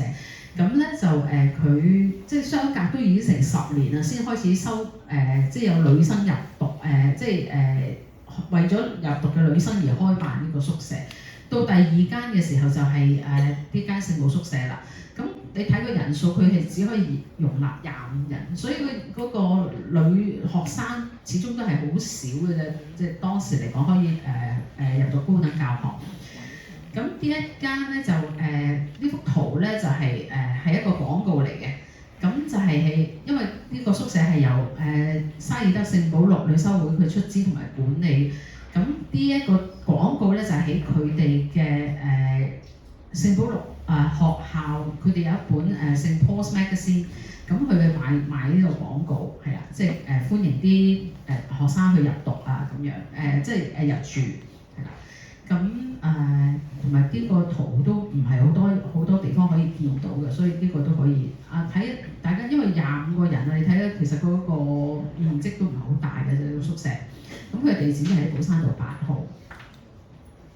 咁我哋睇翻港大1938至39年嘅年報啦，嗰陣時其實都醫學院工程學院文學院、理學院佢哋開辦嘅課程，可能即係都係仍然係男生多啦。就算睇呢度都係女生只係佔咗20%。咁我哋睇翻到會考取錄嘅時候，女生就開始多人，都成40幾人。咁學校都係要解決佢哋嘅住宿嘅問題。咁喺1939年聖母宿舍啟用嘅時候咧，恩理國主教就致辭啦。咁呢一個咧就係香港華字日報嘅一個中文報導嚟嘅。咁呢度我啲紅字喺後邊，我就會解釋咁第一咧就係佢講到咧就係聖保祿女修會咧已經喺香港辦教育都已經90年㗎啦，都仲差10年就已經一個世紀嘅。咁點解要開辦呢一個宿舍咧？就係唔敢違背或者忘記天主教教義。咁呢個意思就係話天主教嘅教義係我哋都係需要幫助有需要嘅人啊嘛。咁呢一批嘅學生係有需要，所以我哋就去幫助佢哋咯。咁另外咧就係話在學時獲益成為賢妻良母嘅基礎嚇。咁喺我哋而家呢個年代梗係唔會咁樣啦。咁但係喺當時嚟講，就算我哋讀完大學嘅話，都係會預期呢啲大學女生出嚟嘅話，都係相夫教子，做一個賢妻良母嘅嚇。咁所以即係主教會有啲咁嘅説話。咁最後呢一個咧就真係好重要啦，就係、我們的夫人。咁原來咧點解聖母宿舍其實唔係咁多人知咧，或者係知嘅都係好少咧，就係、因為當時嘅報紙嘅報導，我都係睇翻呢一個演詞，我先至知，即係再去揾翻先至揾到更多關於聖母宿舍嘅資料，因為佢將 Our Lady 錯譯咗做我們的夫人。咁呢個就唔知係學校提供嘅選稿嘅問題咧，定係啲記者翻譯嘅問題係啦。咁即係對教會嘅一啲嘅認識咧宗教知識係唔夠啊，所以就變咗好難揾唔到。點解揾唔到就係咁啦。咁另外一個 terms 咧就更加清潔女性之毛髮，即係可能大家又睇到拗頭啦嚇，咁即係我諗係教會裏邊可能就仲好少少。咁清潔女性其實就係指無舔聖母啊，無舔啊，因為佢冇原罪嘛，無舔即係唔污糟啊，唔污糟咪清潔咯。啊咁即係如果睇呢一句，即係而家睇呢句，可能好多人都唔明究竟佢講乜嘢係咁樣嚇。咁同埋咧就算話喺學校方面咧都好少資料其實佢嘅檔案館咧就資料都好多，但係喺學校嘅網站嘅相關嗰度咧就係冇嘅。譬如喺呢一度咧就佢列咗啲年份啦，就1936年至到1950年之間嘅佢哋嘅 building 啊，即係佢哋嘅建築物啦，咁係冇1939年嘅聖母宿舍嘅。咁如果我喺呢個網頁度再揾即係打佢嗰個 keyword 去揾咧，係揾到聖母宿舍呢個名，咁入咗去咧係空白一片嘅，佢都係冇資料嘅，係啦。所以就係話點解會咁難去揾聖母宿舍嘅嘢啦。好，咁但係咧就好幸運啦，就係可能你睇到海報嘅時候都睇到啦，就係知道女作家張愛玲佢曾經就係喺呢段時間1939至1941年係住咗喺聖母宿舍，所以咧就我哋係可以知多少少關於呢一個宿舍嘅一啲嘅內容。咁黃生川教授咧就係研究張愛玲嘅一個教授啦，咁佢就有提過我哋睇翻咧就係左上角咧呢一部分咧就係香港大學嘅主要嘅建築物。但係而寶山道8號咧就大概係呢個位置，咁好遠下嘅。咁喺當時嚟講咧，佢就講過就係話條路好窄，夜晚黑就條山路嚟嘅，好窄，夜晚黑就好黑嘅，咁又好高，崎嶇又遠，好似登天咁。你諗下用登天呢一個名，即係幾咁唔方便啦。咁所以咧就翻到宿舍咧就唔會再落翻去學校嗰邊㗎啦，係啦。咁唔落翻學校嗰邊點咧？咁咪冇嘢做，咪讀書咯、寫作咯，咁樣就係點解佢就係解釋翻點解張愛玲即係會即係會可能喺嗰陣時就已經可以寫嘢啊咁樣嚇。咁另外咧就係呢個宿舍嘅平面圖咧就係個宿舍其實好細噶嘛，即係住咗20幾人，大極有限啦。頭先我哋個圖就係話一個 balcony 係突出嚟嘅，就係呢一個位置。咁咧嗰陣時咧就校方其實係建議其他地方嘅，但係咧修會就係話因為香港島好多都係斜㗎嘛，好多山坡地。咁如果俾個地你要修整嘅話，可能即係要好大工程同埋好貴嘅費用。咁所以修會咧就最後咧就直接就買咗一層樓啦，就買咗呢個柯克醫生個寓所就叫 Hopefield 嘅，咁就將佢就改造成為呢個聖母宿舍。咁但係就因為個宿舍咁細，咁又離學校咁遠，所以咧最後咧佢就問翻學校就話你可唔可以俾山後邊咧都有啲空地，可唔可以愛嚟做一啲休憩嘅地方咁樣？你俾2萬零尺，我就即係做一個網球場啊定點啦咁樣嚇。但係羅富國咧，咁佢係港督，亦都係兼港大嘅校長嚟㗎嘛。咁佢咧就好大方就話，咁我俾個5萬尺你啦咁樣，所以就大咗2個，可以做到2個嘅網球場。佢個地咧就唔止係其實呢度個界線比較模糊，其實佢係去到嚟呢度嘅，呢一個位嘅，好大大過呢一個宿舍幾倍，好幾倍咁樣。咁喺呢個宿舍裏邊有邊啲社監同埋負責嘅修女咧？咁其中呢度咧 Sister Beatrice Roberts 啦，羅柏修女。咁佢咧就英國出世嘅，咁係聖保祿學校嘅校長。咁佢點解都係佢好重要咧？就係因為佢英國出世，咁佢對英國嘅學制都好熟悉啊。咁所以佢嚟到香港做聖保祿校長嘅時候咧，就即係對學制好熟嘛。咁有英文啦，咁所以就令到嗰陣時嘅學生嗰個成績係即係提升咗好多，佢變咗入 U 率咪好大咯。咁所以佢哋修會亦都諗到就係即係我哋學生多咗，其實即係做呢一個宿舍都係有一個原因喺度啫。我啲學生入到去，咁我又有修女可以繼續照顧我呢一班舊生咁樣嚇。咁而另外咧就係魯蘭士修女啦，呢位咁佢曾經係會長嚟嘅。咁喺羅柏修女嚟香港之前，因為佢係之前都係去咗第二個地方嘅，咁就佢有一個大概4個月嘅空檔期咧，就係由魯蘭士修女咧係做社監，咁就即係負責睇住間宿舍啦。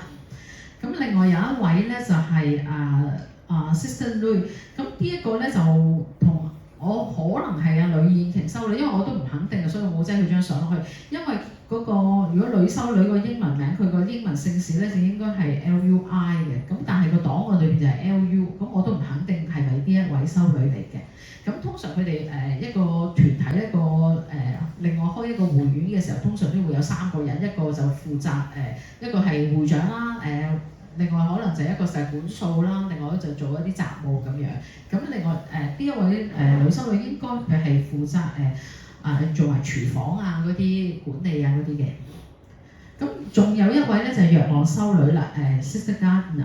咁呢一個修女咧Gardner 咧係一個應該佢都係一個望族出其實好多修女咧原來咧喺呢個研究過程裏面發現有幾個修女咧佢哋都係啲望族出身嘅，即係屋企係好家大業大嗰啲嚟㗎嚇。咁佢所以咧佢到有一個佢一個週年慶嘅時候咧，就南華早報咧係有報導過呢位修女係啦。咁呢位修女就話佢曾經就喺聖母宿舍嗰度都幫過手嘅。咁頭先有提到張愛玲啦，咁好慶幸啦，就係佢一本半自傳式嘅小説裏邊咧，小團圓咧就有即係有提到一啲係聖母宿舍，即係我哋即係如果係文人，好多時就會將一啲自己嘅生活嘅經驗就係投射落去作品裏邊啊嘛。咁呢一本係半自傳式嘅小説咧，就有啲相關嘅講法嘅，有啲譬如大家睇到啲紅色字啦、修女啦、彌撒啦、拉丁文啦、中世紀嘅隱修院嗰啲用啲長台食飯啦，咁有啲咩學生啦。同埋幫修女手做嘢嘅孤兒院嘅女孩啦，因為嗰陣時聖保祿修女佢喺銅鑼灣係有孤兒院噶嘛咁譬如日常嘅餐飲啦，都係好西式嘅，有可茶啊、咖啡啊，有炸牛腦。我初時以為呢一個係啲中國人咧，即係上天下海都會食得噶嘛，但係其實原來炸牛腦咧都係法國同埋意大利都比較普遍嘅一個食品嚟嘅。咁另外就係話修女嘅白包頭啦，當時啲修女亦都叫做白帽姑娘嘅，有個叫法白帽姑娘咁佢張得好硬。咁我哋睇翻頭先呢啲，你睇到彎晒曲嘅，即係好明顯都睇到好硬㗎啦。咁另外佢喺另外一篇散文嗰度咧，就發夢都見到修女都識得叫一聲 sister， 即係個生活上面嘅影響都其實都幾大嘅。咁去到戰時嘅時候，其實佢都有再寫過嘅，譬如喺《盡餘錄》嘅時候，佢有提到開戰嘅時候一啲嘅情景啦，就譬如炸彈就落咗喺個宿舍嘅隔離啦，個社監就叫大家匿啦。咁後來港大亦都停止辦公啦，咁啲學生就要被逼離開個宿舍。咁去到小團圓嗰度咧，都有講到個宿舍關閉嗰個1949年關閉，因為啲修女係要翻去銅鑼灣嘅修院，嗰陣時已經打仗打到立亂啦。咁銅鑼灣嘅修院啊，佢有醫院啊，有孤兒院啊，即係幾樣服務學校啊，咁所以係即係其實嗰陣時係好需要人手，同埋嗰陣時已經係好多傷者啊咁，所以佢哋就個宿舍要關門啦，咁佢哋要翻去修院嘅。咁就修女就叫啲學生就話你去美爾美會嗰度啦，咁美會都有一個就係職員宿舍嚟嘅，咁衛理公會。咁佢嘅同學九利啦，張愛玲嘅同學九利咧就話修院嗰啲高級難民擠到滿坑滿谷，人家都是教友。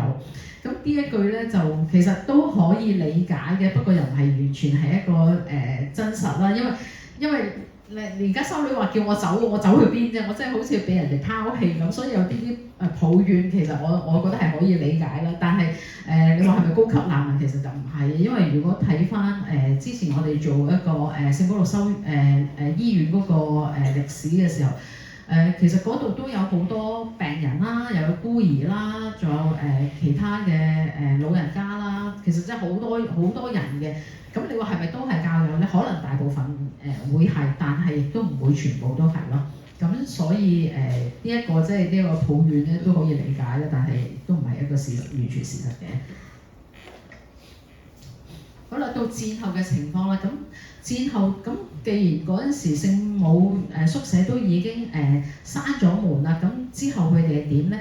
咁因為銅鑼灣嘅修院咧喺啱啱結束嘅時候就俾就轟炸咗，地毯式咁轟炸，咁所以佢哋都損失慘重。咁後來就即係再重整翻嘅時候咧，就有10個修女咧就搬咗去聖母宿舍嗰度暫住。咁到1952年嘅時候咧，就改個宿舍咧就改做聖貞德工藝室。咁點解冇開翻做大學嘅女生宿舍咧？就因為其實嗰陣時大學已經唔係好想話再係由一啲宗教團體去辦啲宿舍嚇。咁呢個聖貞德工藝室咧就住啲咩人咧？就係有3個修女同埋20個喺福州帶落嚟嘅孤女嘅，就係因為啲修女嗰陣時都喺大陸嘅福州度係有孤兒院，咁帶咗佢哋落嚟。但係資料就唔多嘅，我哋就只可以知道就話有20個孤女。咁另外咧就係陳文正修女啦，即係其中一位修女啦。咁佢自己本身都係福州人嚟嘅嚇。咁好啦，咁工藝室去到1959年咧就關閉啦，終於咁就改做愛嚟做初學院。咁但係因為開始嗰度已經開始發展啦，起高樓啊咁樣，咁又變咗好嘈啦。咁通常啲初學院都需要比較安靜嘅環境啦。咁所以修會最後咧就將初學院係1967年就搬咗去上水，咁到而家都仲喺上水嘅。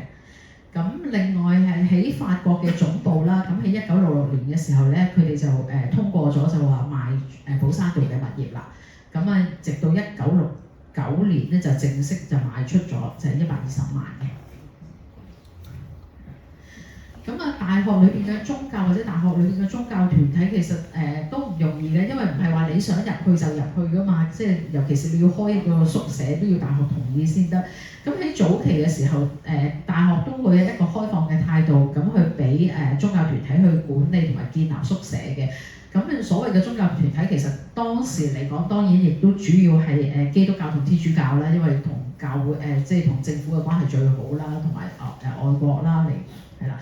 咁但係佢都有，譬如佢有建議你擺到宿舍就係你唔好要求啲學生即係必須要參加你嗰啲嘅禮儀啊，或者係宗教課咁樣係啦。咁呢個都係一個共識嚟。咁調翻轉頭啦，就係宗教團體啦，就講我哋天主教啦，即係點解好想喺大學裏邊開翻個宿舍咧？就嗰陣時司主教就覺得你香港大學係一個世俗學校嚟噶嘛，政府開噶嘛，咁即係好容易就令到啲學生即係個信仰會丟淡咗。因為當時嚟講，啲學生好多就係可能係中學啊，或者係即係入讀天主教學校之後先開始信教嘅，先領洗嘅。咁你一入到大學，個環境又唔同咗嘅時候，可能就會唔參加啲教會嘅活動啊，離開教會啊咁樣係啦。咁另外亦都係作為一個傳教一個地方啦。譬如如果佢唔係教友咁樣去入到嚟我呢個宿舍，咁我都可以向佢傳教，令到佢即係有機會成為教友。咁亦都可以製造一個環境，就係一個家外之家，即係你屋企離開咗屋企，但係你嚟到我哋嘅宿舍都可以感覺好似一個屋企咁樣。咁另外就係佢哋有啲個環境之下，亦都可以提升佢哋嘅倫理品格啦。咁就係你要體現呢個宗教嘅教育嘅理念。咁又講翻去早年啦，即係20年代到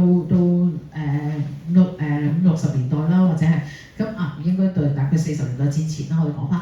咁點解一個社堂都係咁重要？即係除咗話我哋係學習喺屋企以外嘅群體生活啦，同埋點樣同人相處之外，喺當年嚟講，女仔係走讀，即係話佢冇一個宿舍啊，即係我哋佢哋唔係中學生啊，中學生係一堂接一堂。如果喺大學嘅時候，我揀唔同嘅科，可能唔同嘅時間上堂，咁我落堂嘅時候，我去邊咧？我等下一堂去邊咧？咁可能淨係可以去到圖書館或者酒樓度等咁即係你冇一個地方可以落腳啊。同埋當時係男仔多過女仔啊嘛，咁即係你成日都要好警覺啦喺社交上邊。如果唔係就會俾人哋即係有把柄喺度閒言閒語。咁譬如話有個男仔邀請你跳舞，你去參加活動之邀請你跳舞，你就可能又要接受其他男仔嘅邀請嘅喎。如果唔係就會俾人哋講閒話啦。咁咧就同埋咧，佢哋要參加學校嘅活動，又要表現出色。但係除咗之外咧，就係佢學業更加要出色啊！因為你嘅學業唔出色嘅話，啲人就會質疑你，喂，你啲女仔邊有資格讀大學啊？咁樣就係呢個一個原因係啦。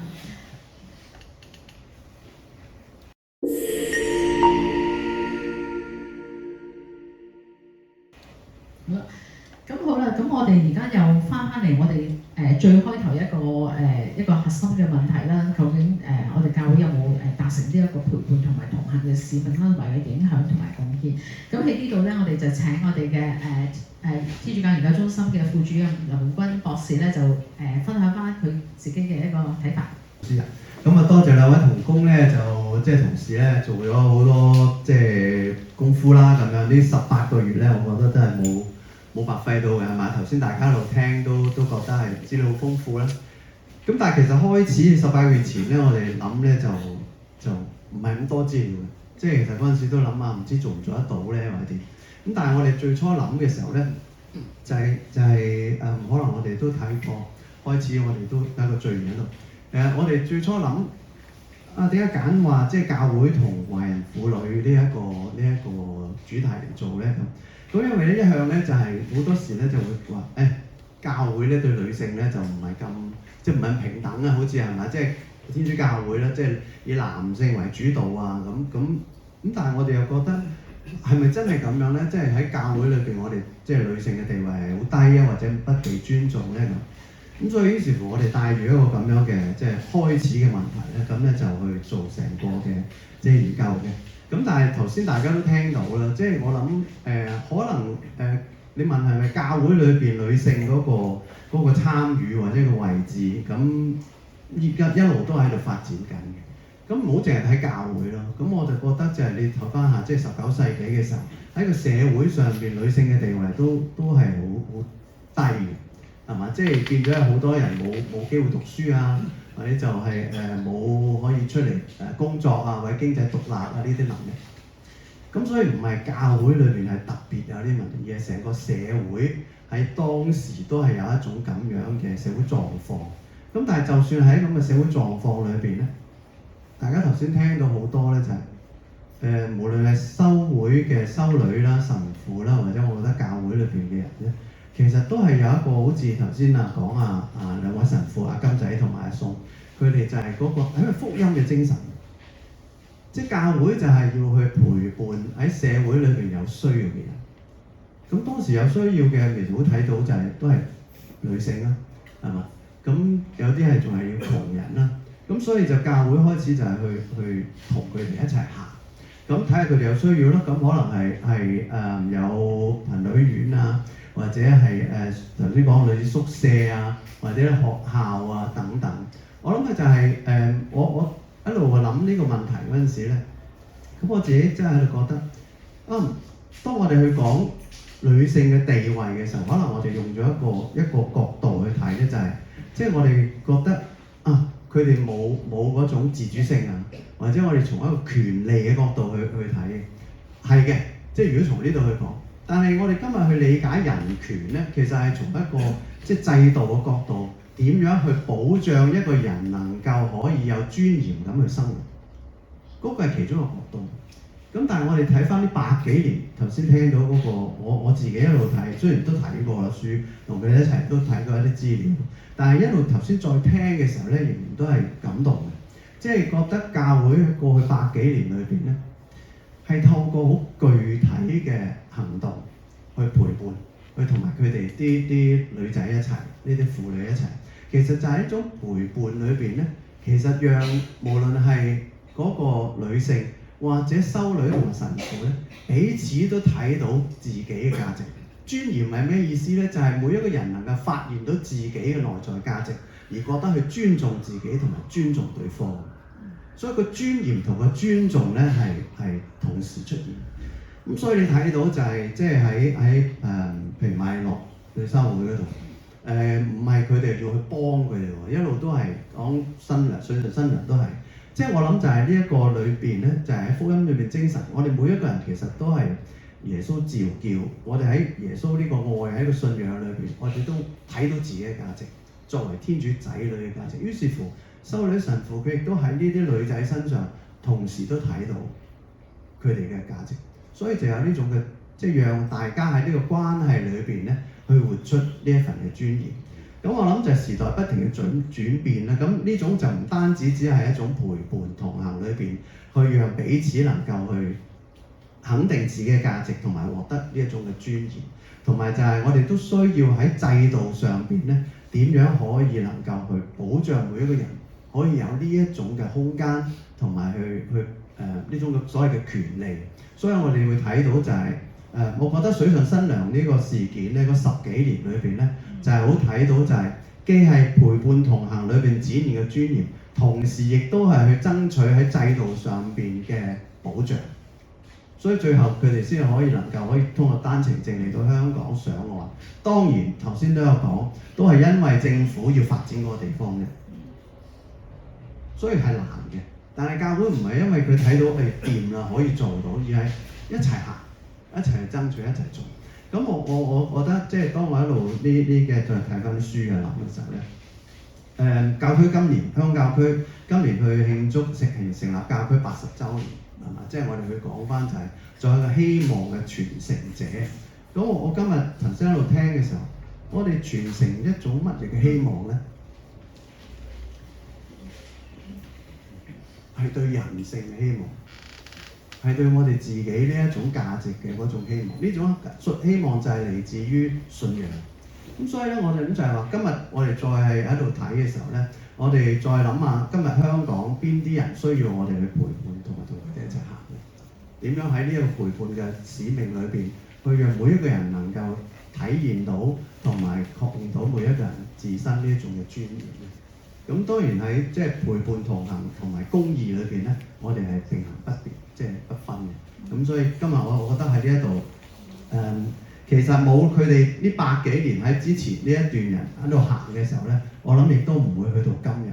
咁所以當我哋去睇翻今日要點樣行嘅時候咧，其實回顧翻過去，睇翻我哋呢一個即係被天主所祝福嘅呢一段歷史，祝福呢啲嘅修女，祝福呢一啲嘅婦女咧，亦都俾我哋就係呢一份嘅肯定同埋呢個使命嘅。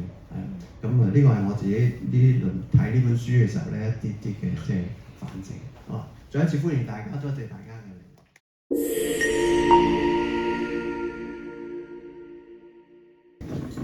呢一個睇翻水上新娘嘅事件咧，咁明顯地喺教會傳教嗰個進步方面咧，係走得好前嘅。對比之前咧，咁啊同埋係唔多唔少有啲抗爭性啊、對抗性嘅。咁喺呢一方面咧，我想睇下係咁有爭議性嘅一啲行動啦。咁佢哋會獲到呢個教會嘅內部嘅支持咧，都係引起一啲好大嘅爭議嘅咧。咁我想順帶問一個名稱嘅問題咧，就係我哋 Catholic Action 咧，就中文譯做呢個進行會，公教進行會啊咁樣。咁點解唔叫做行動會咧？以前先一個先，係阿卓生，多謝你有問題啦。咁其實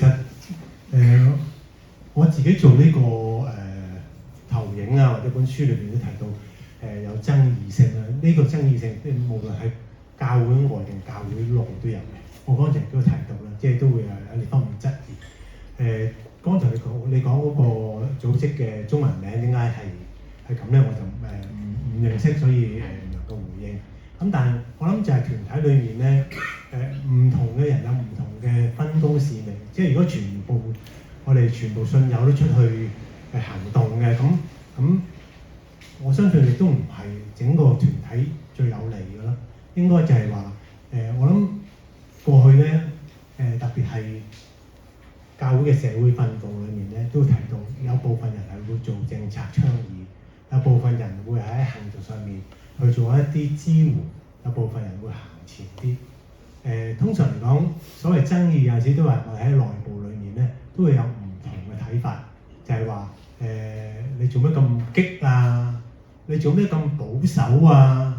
你做咩咁住咗咁多年都冇人入教啊？咁冇數字嘅，哇！今年我哋堂區好大鑊喎，報道得10個啫喎，即係有時我哋會有啲唔同嘅數字去睇。我諗其實我唔單止係蔡生有呢個問題，我訪問嘅時候都有問嘅。我話神父係咪淨係得你兩個人喺度做啊，喺度砌緊嘅？咁我話其實教區有冇幫助㗎咁神父咧就話其實咧都已經好好㗎啦。即係佢嘅意思係咩咧？就話佢會支持佢哋係可以喺艇上面嘅服務啦。佢會繼續因為有啲教區可能根本就唔接受咁嘅安排。咁但係當然啦，基於唔同嘅神學教育啦，或者唔同嘅民族文化啦，點樣去體現嘅信仰，真係有陣時會有啲唔同。即係正如話訪問當中，其實書裏面有提到嘅，即係耶穌小姊妹。其實幾個禮拜前，即係大家如果睇東教部都有見到啦，就耶穌小姊妹咧喺香港服務咗70年咁佢哋當年係最早住艇，早過兩位神父好多嘅。咁神父都話啦，其實耶穌小姊妹佢哋每次去爭取示威嘅時候咧，佢哋都有去㗎，不過佢哋唔好意思出場咧，企到好後咁，即係又係女士咧喺班即係艇戶嘅婦女當中咧，就冇乜人認得佢。我諗都係睇下點樣表達。我諗個心意係相同嘅，就係話，好似剛才講就話要陪伴或者係要為要幫助貧窮嘅人。剛才會提到，即係我將 slide 上面提到，其實無論係瑪利諾修會或者係兩位神父，佢都不約而同講話，呢個陪伴呢個服務係彼此成長。咁可能呢個陪伴可能係靈性上面嘅陪伴。可能係一個好實質嘅，你係喺入個社區住艇或者住平房屋。我諗真係要睇唔同嘅團體裏面唔同嘅人，佢點樣去體現佢嘅信仰。有陣時真係會有一啲爭拗或者係爭議嘅。我覺得你太前，你覺得我保守。我覺得你太過事務性，我覺得你太過神化。咁我諗其實如果用另外一個角度講，會唔會就係睇到人哋嘅事務性？會提醒翻自己喺靈性方面以外嘅有一啲實質嘅行動。我睇到人哋嘅比較靈性方面嘅活動花嘅時間多啲，會唔會提醒我服務其實我動力來源來自邊度？係咪純粹來自做下？咁我哋今日如果大家有堂區生活，即係呢樣嘢都唔需要我多講啦。咁其實都要即係互相去，我諗係睇翻對方有嘅美善嘅，去提翻自己我彼此之間嘅服務點樣可以做得更好，或者可以結合埋一齊。個目的都係榮主愛人咯。未必完全解答到呢個問題。咁唔知仲有冇其他問題？正話提到呢個進行社，因為我唔係教徒啊，首先講清楚，我都唔係好了解。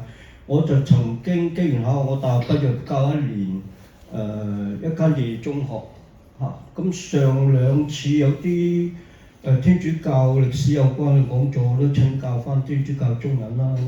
我教嗰間叫 Pax Romana， 應該係公教大專同學會嘅夜中學，好長個名我都隱約要求其，因為講翻真係50年前嘅事啦，76年。咁究竟呢個 Cathomana 係咩嚟咧？就可能同正話呢位先生提到 Catholic Action 有間正話好快咁又查一查呢個名詞啊，原來哇喺19世紀末或者20世紀初咁耐啦，可能好多嗰啲有關人物都過咗身，所以就失傳咗有啲歷史問翻啲比較仔細啲嘅淵源。咁啊咁啱呢輪無線就重播翻一出劇，名媛望族就提到，因為可能你呢個研究我唔知，我遲咗幾分鐘嚟，唔好意思，係可能淨係研究戰後係咪？都唔係嘅，即係還婦女。咁佢咪提過呢出電視劇咁啱又提反蓄婢啊嘛，反蓄婢嘅運動。咁嗰陣時教會。你提及呢啲天主教會有冇喺嗰方面嘅資料有提及到呢樣嘢咧？反蓄婢運動其實我哋都原本係都想寫反蓄婢呢一個運動呢一方面嘅，咁但係因為我哋真係實在時間唔夠，我哋揾到其實如果你話教會好站喺好前嘅前線去推動咧，我哋嗰陣時係未揾到資料嘅，因為好多資料都係基督教嗰邊，因為發起人就係基督教人嘛，咁所以就好難揾嘅。我揾到嘅其中有一個就係天主教徒，係啦，就係一個天主教徒，咁好難話即係將成個 chapter 就即係用佢嚟量化咗就係一個教會嘅活動，好難咯，係啦，咁所以因為時間唔夠，所以最後我哋都只可以放棄咗呢一部分。哦，咁基督教為主。係邊位？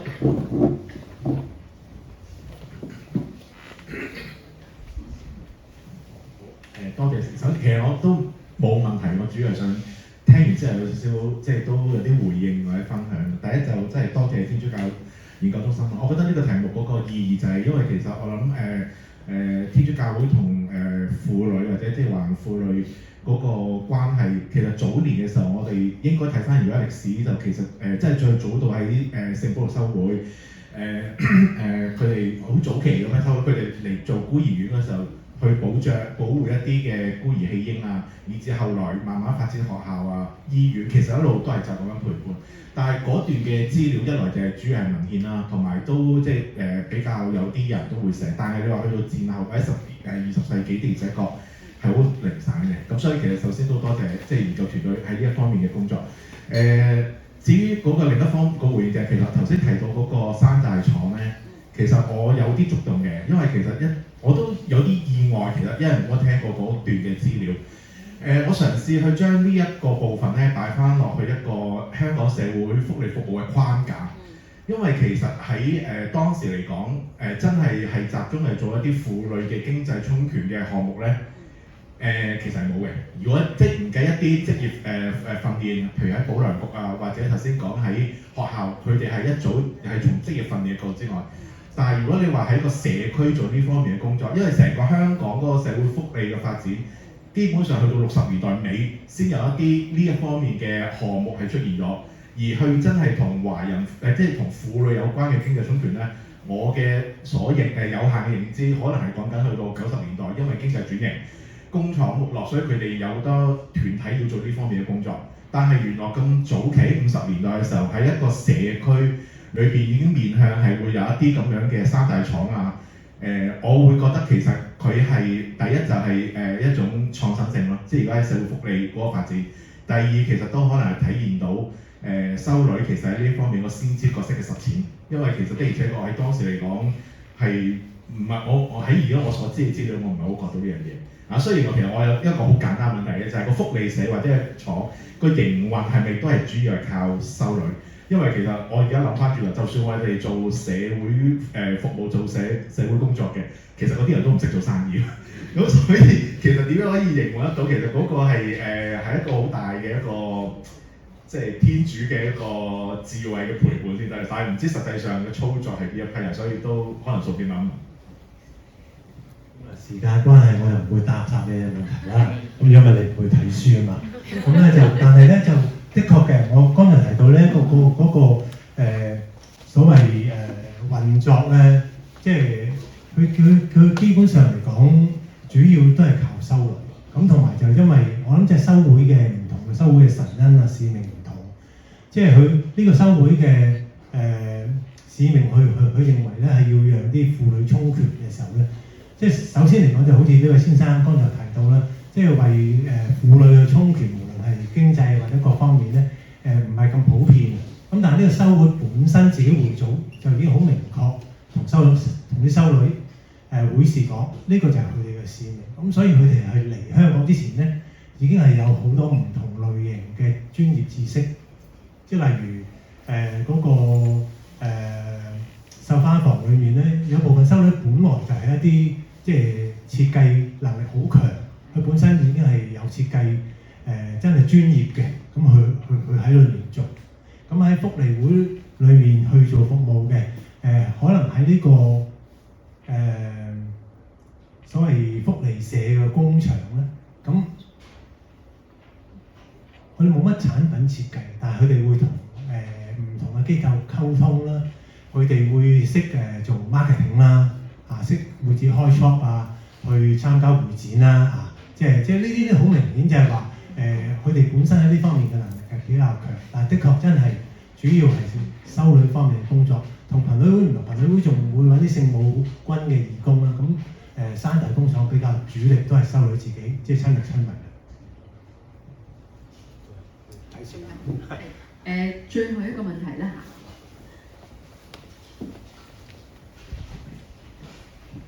其實團隊幾位用咗咁多時間，但係我哋睇翻以前嘅歷史咁，即係我覺得好珍貴啲歷史。